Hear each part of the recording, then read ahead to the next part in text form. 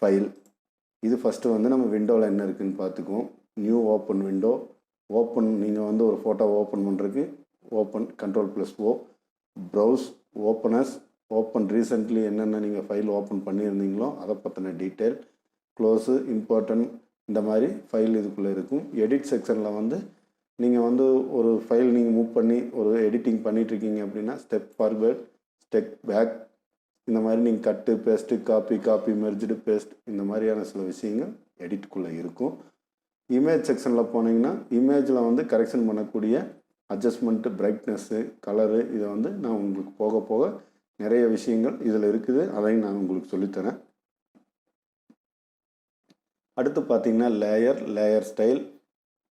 இதுவும் வந்து உங்களுக்கு நம்ம அடுத்தடுத்த சிறிய வீடியோக்களில் வந்து நம்ம பார்ப்போம். அடுத்து பார்த்திங்கன்னா செலக்டட், அதுக்கடுத்து ஃபில்டர் செக்ஷன். இதில் வந்து நிறைய வந்து நம்ம ஃபில்டர்ஸ் பற்றி தெரிஞ்சுக்க வேண்டிய நிறைய விஷயங்கள் இருக்குது.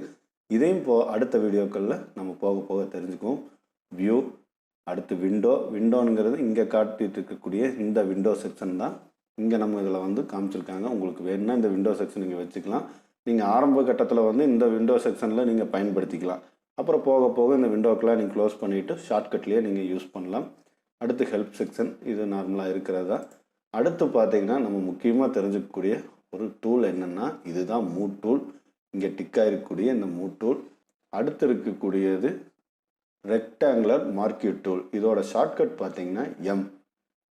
அடுத்து பார்த்திங்கன்னா இது வந்து லேசர் டூல். எல்லுங்கிற ஷார்ட்கட்டை இதுக்கு நீங்கள் யூஸ் பண்ணிங்கன்னா இதுக்கு அடுத்து இருக்கக்கூடியது மேஜிக் வாண்டட் டூல். டபிள்யூங்கிறது இதோட ஷார்ட்கட்டு. அடுத்து பார்த்திங்கன்னா கிராப் டூல்.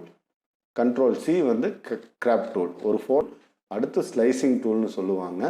கேவ் அதோட ஷார்ட்கட்டு. நீங்கள் ஒரு ஃபைல் ஓப்பன் பண்ணணும் அப்படின்னா Ctrl+N அடிச்சிங்கன்னா நீங்கள் ஒரு ஃபைல் புதுசாக உருவாக்குறதுக்கு ஒரு விண்டோ ஒன்று ஓப்பன் ஆகும். 10க்கு 10 ஒரு பேனர், 10 அடிக்கு 10 அடி ஒரு பேனர் கொடுப்பாங்க. சிலர் 120க்கு 120 வைப்பாங்க. சிலர் 10க்கு 10 இன்ச்சுன்னு வைப்பாங்க. 10க்கு 10 இன்ச்சுன்னு வச்சிங்கன்னா ரெசல்யூஷன் பார்த்தீங்கன்னா 400 இல்லை 500 நீங்கள் செலக்ட் பண்ணணும். அடுத்து நீங்கள் அந்த ரெசல்யூஷன் வச்சிங்கன்னா தான் இந்த சைஸ்க்கு வந்து நீங்கள் யூஸ் பண்ண முடியும். 120க்கு 120 வச்சிங்கன்னா ரெசல்யூஷன் பார்த்தீங்கன்னா 100 வச்சா போதும். 120 இன்ச்சுக்கு 120 இன்ச்சு வச்சிங்கன்னா ரெசல்யூஷன் 100 போதும். அடுத்து பார்த்தீங்கன்னா CMYK கலர் வந்து நம்ம என்ன செலக்ட் பண்ணுறங்கிறது. ஃபோட்டோ ஸ்டுடியோவில் வந்து RGBலையும் வேலை செய்வாங்க. ஃப்ளக்ஸ் பேனரில் பார்த்தீங்கன்னா CMYKல வேலை செய்வாங்க. இப்போ வந்து நீங்கள் ஓப்பன் பண்ணிங்கன்னா இப்படித்தான் விண்டோ இருக்கும். இது வந்து டிரான்ஸ்பரண்ட்டில் இருக்கக்கூடிய விண்டோ. நீங்கள் பேக்ரவுண்டு வந்து கலர் நீங்கள் செலக்ட் பண்ணிட்டீங்க அப்படின்னா இதுங்களா டிரான்ஸ்பரண்ட் பேக்ரவுண்ட் ஒயிட். நீங்கள் இந்த ஒயிட்டை செலக்ட் பண்ணிவிட்டு நீங்கள் டாக்குமெண்ட் உங்களுக்கு என்ன அந்த ஃபைலுக்கான பேரோ நீங்கள் கொடுத்துட்டு ஓகே கொடுத்தீங்க அப்படின்னா இப்படி ஒயிட்டில் வரும்.